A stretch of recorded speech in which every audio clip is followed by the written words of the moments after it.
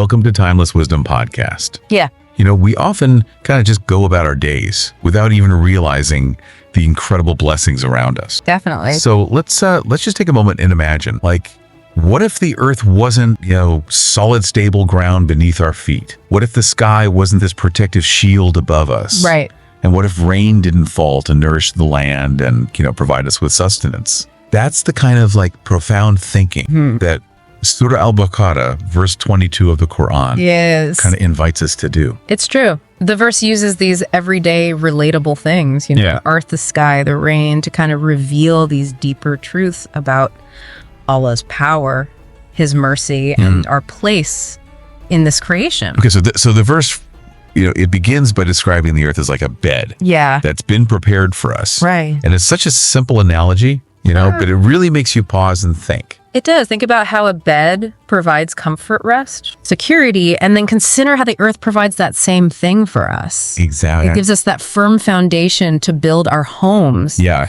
our society. Our societies on it. It provides us with resources to sustain ourselves, and its stable climate. It allows life to flourish. Yeah. It's as if Allah has carefully crafted this planet to meet our every need. And speaking of carefully crafted, there's another verse in the Quran, verse 10 of Surah Al-Zukhruf, that describes the earth as a cradle. It even talks about routes being set upon it, so we can find our way. Yeah. It really emphasizes this idea of divine care and guidance, doesn't it? Absolutely. It's like Allah is saying, I haven't just placed you here randomly. Right. I've provided you with everything you need to thrive and navigate this world. It also makes you reflect on, our role as caretakers of this incredible gift. Right. I mean, Surah Al-Mulk, verse 15, actually describes the earth as being subservient to us. It says that, we can go about through its shoulders and eat of his provision.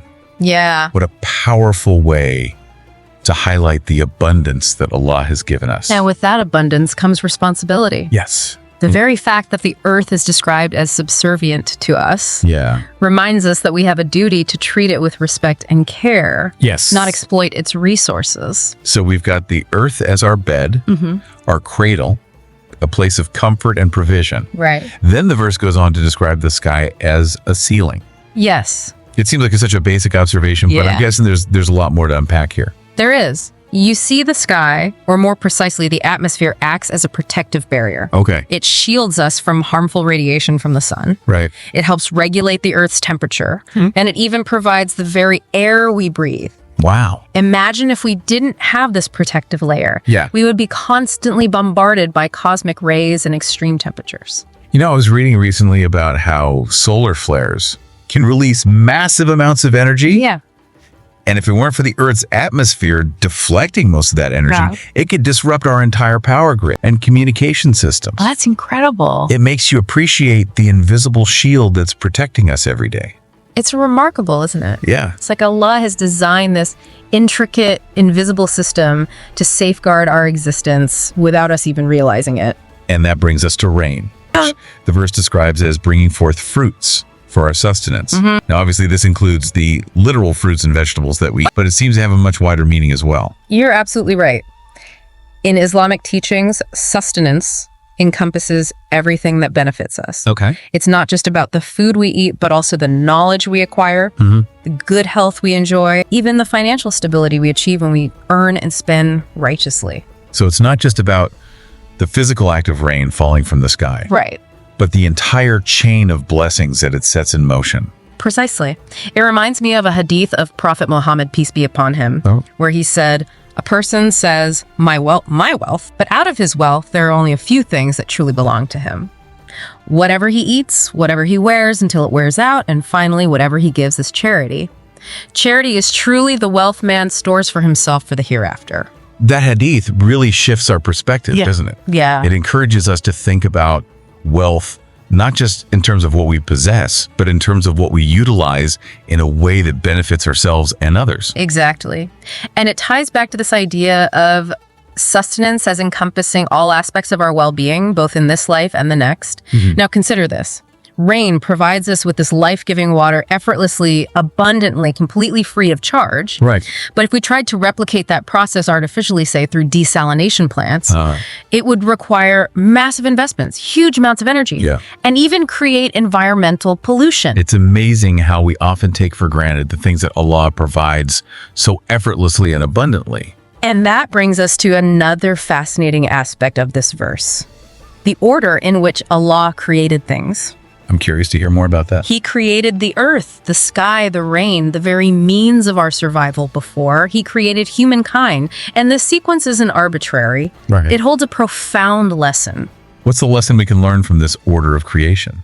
It highlights that this life isn't an end in itself, but a preparation for the hereafter. We're provided for in this world so that we can strive for a higher purpose, a greater reward in the next. It's a reminder that our journey here is temporary. Yes. A test and an opportunity to prove our worthiness to our Creator. Exactly. And just as Allah has provided for our physical needs through rain and the bounty of the earth, He has also provided for our spiritual sustenance through the Quran.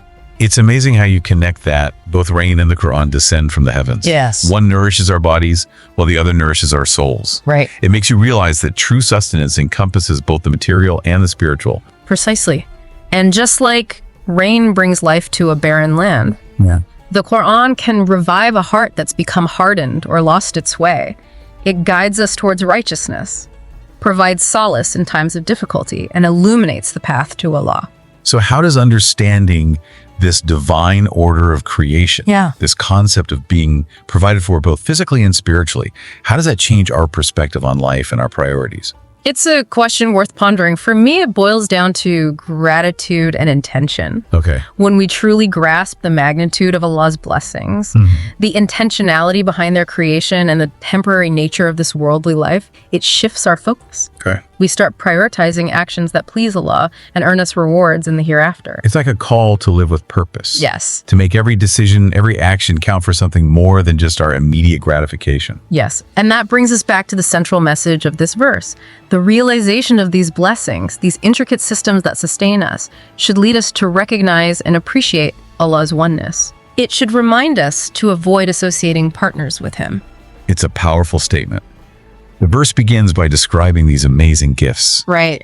And then it ends with a reminder of the one who bestowed them upon us. Yes. It's like coming full circle. And it's not just about acknowledging His power, but also recognizing His infinite mercy and boundless generosity.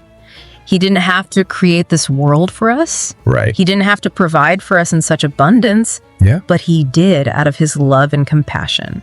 That's a beautiful reminder. And, the more I reflect on the blessings in my own life, the more I realize that they're not just random occurrences, but deliberate acts of kindness from our Creator. It's a profound shift in perspective, isn't it? Moving from a sense of entitlement to a state of deep gratitude and awe. And that gratitude, I believe, is the key to unlocking a deeper connection with Allah and experiencing true contentment. I think that's a really powerful point. When we're constantly aware of His blessings, big and small, it changes everything. The way we see the world, the way we interact with others, even the way we approach challenges in our lives. Absolutely. It cultivates humility. It fosters a sense of purpose. It even reminds us that we're not alone in our struggles. We have a provider who is always watching over us. It sounds like a positive feedback loop.